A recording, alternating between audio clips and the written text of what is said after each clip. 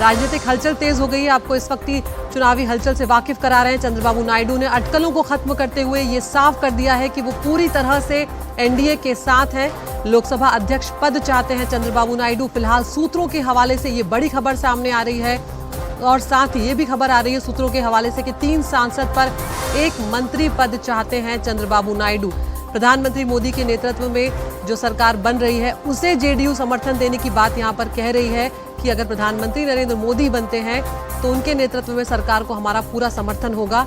और उधर एक और इत्तेफाक की बात यहां पर सामने आई कि पटना से एक ही फ्लाइट में दिल्ली के लिए निकले हैं तेजस्वी यादव और नीतीश कुमार, जिनकी तस्वीरें भी सामने आई हैं। दिल्ली रवाना होने से पहले अपने सांसदों के साथ नीतीश से मिलकर दिल्ली के लिए निकले हैं चिराग पासवान, उन्होंने भी मुलाकात की है। तो ये 2 तस्वीरें उन दोनों किंग मेकर्स की, चंद्रबाबू नायडू और नीतीश कुमार, जो बड़ी भूमिका सरकार बनाने में निभाने जा रहे हैं। तो तेजस्वी यादव ने कहा है कि हम भी कोशिश करेंगे सरकार बनाने की।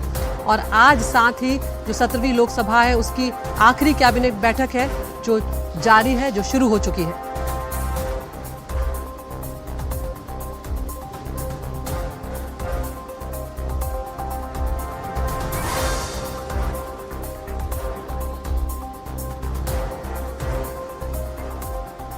तो अब सबकी नजरें यहां पर इस बात पर टिकी हुई है कि चंद्रबाबू नायडू और नीतीश कुमार का क्या रुख रहने वाला है। और अभी तक जो रुख सामने आए हैं उसमें दोनों ही, चाहे वो चंद्रबाबू नायडू हो चाहे वो नीतीश कुमार हो, दोनों ने ही एनडीए के साथ ही रहने का मन बनाया है। चंद्रबाबू नायडू ने यह साफ कह दिया है कि वो एनडीए के साथ बने रहेंगे। हालांकि सूत्रों के हवाले से जो खबर आ रही है उसके मुताबिक 3 सांसदों पर 1 मंत्री पद वो चाहते हैं। और साथ ही जो खबर सामने आई उसके मुताबिक लोकसभा अध्यक्ष पद भी चंद्रबाबू नायडू चाहते हैं। लेकिन फिलहाल ये सूत्रों के हवाले से, तो आपको सुनवाते हैं चंद्रबाबू नायडू ने क्या कुछ कहा है।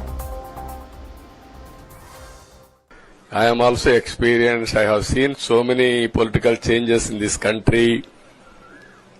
We are in NDA. I am going for NDA meeting. In course of time, anything we'll report to you. और इधर जेडीयू के केसी त्यागी से जब इस बारे में पूछा गया कि उनका क्या रुख रहेगा, उन्होंने क्या कुछ जवाब दिया, वो भी आपको सुनवाते हैं।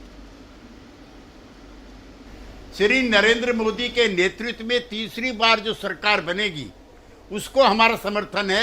इसके अलावा और हमारा किसी को समर्थन नहीं।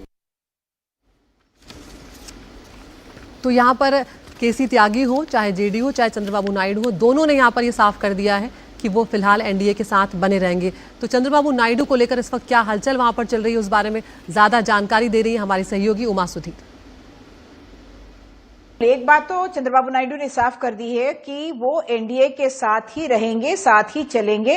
और उन्होंने ये भी बात की कि अलायंस बहुत ब्यूटीफुल तरीके से, बहुत खूबसूरत तरीके से वर्कआउट हुआ था आंध्र प्रदेश में और उसी धर्म को निभाते हुए वो एनडीए के साथ ही चलेंगे। लेकिन जैसे आप जानते हैं चंद्रबाबू नायडू बहुत एक्सपीरियंस्ड पॉलिटिशियन है और वो हार्ड बार्गेन जरूर करेंगे, क्योंकि पिछले कुछ सालों में बाइफर्केशन के बाद खासतौर पर आंध्र प्रदेश को लग रहा था कि वो एक तरह से मार्जिनल प्लेयर हो चुके हैं और किसी तरह की नेगोशिएटिंग कैपेसिटी या बार्गेनिंग कैपेसिटी आंध्र प्रदेश के पास नहीं है। और अब जब मौका मिला है तो चंद्रबाबू नायडू जरूर इस बात का पूरा फायदा उठाएंगे। 3-4 चीजें हैं उनके एजेंडा पे। पहली तो बात तो ये कि राजधानी नहीं बन पाई है अब तक और वो एक तरह से मजाक ही बन गया है आंध्र प्रदेश के लिए कि कभी अमरावती तो कभी 3 कैपिटल की बात हो रही थी। लेकिन अमित शाह जी और चंद्रबाबू नायडू दोनों ने ही साफ कर दिया था कि स्पष्ट कर दिया था कि अमरावती बनेगी अब राजधानी, तो उसके लिए फंड्स चाहिए। दूसरी ओर स्पेशल कैटेगरी स्टेटस की बात चली जा रही थी जब 2018 में भी वो एनडीए छोड़ के गए थे। तो चंद्रबाबू नायडू, पहली बात तो यह है कि क्या गवर्नमेंट को ज्वाइन करेंगे या बाहर से ही समर्थन देंगे एनडीए में रहते हुए। और क्या जैसे 1999 में हुआ था, उन्होंने जीएमसी बालयोगी का नाम प्रपोज किया था और उनको स्पीकर का पद दिलवाया था तेलुगु देशम की तरफ से।